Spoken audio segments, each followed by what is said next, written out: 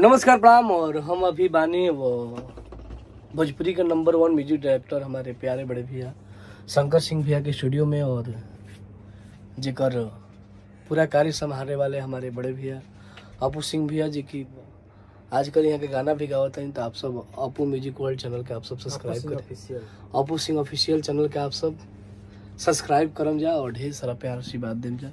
और पीछे हमारे बहुत ही अच्छे गीतकार अभी इनका गाना 2 गो हमने गाना गाया, जिसका बहुत ही जबरदस्त गाना बा।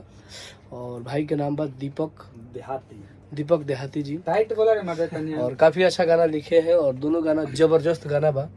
और ये गाना ऑर्ग म्यूजिक चैनल से आई, और जो चैनल का ऑनर बानी हमारे बड़े भाई वो सोनू सिंह जी। और आशा ना पूर्ण विश्वास बा कि गाना आप सब सुनम तो बहुत अच्छा लगी। और फीमेल में भी शिल्पी राज गावत चाहे कोई और कोई गाई भी करी। और अपू भैया बानी जी की अपू भैया तमाम गाना गावत गावतन जैसे इनकरा पर प्यार बरसावत हाँ। वैसे हमरो असली अपू भैया का आप सब प्यार आशीर्वाद दी जा। और इनको गाना का ट्रेनिंग में आप सब ले जा। इनका इंस्टाग्राम आईडी बा, जो आईडी का नाम बा सिंगर अपू सिंह। और फेसबुक पेज बा, जो पेज के नाम बा सिंगर अपू सिंह। तो ओकरा के आप सब ज़्यादा से ज़्यादा फॉलो करी जा और ढेर सारा प्यार आशीर्वाद दी जा। और हम चाहेंगे कि राइटर साहब कुछ बोलिए। मेरा हाथ तो दुख गया है, कब से पकड़ दे, थोड़ा पकड़ लीजिए।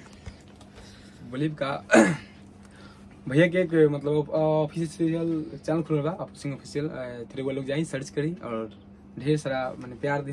पहले तो सब्सक्राइब करी जा, बहुत अच्छा। हर की पटना से दिल्ली ले गोदर हो जाई, तू जान हो तोहरे मर्डर हो जाई।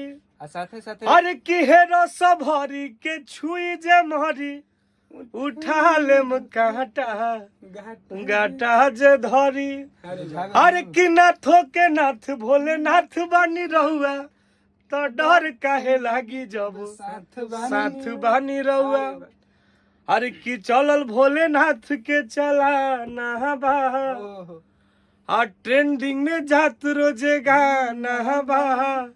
अब भोला जी के दुनिया दीवाना बा, साथे और साथे सभे महादेव के दीवाना बा। भैया के आवाज दिल पे लगेला। साथे साथे हमरो गाना आइल बाटे कि हर साल सावने में चल जाली मई का। तो कहा तरी के बोले बाबा हमरो सुन ली।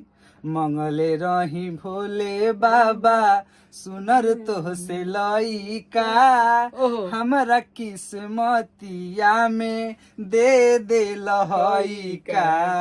मंगले रही भोले बाबा सुनर तो से लइका, आ ढेर खुश हो के हमके दे लहइका।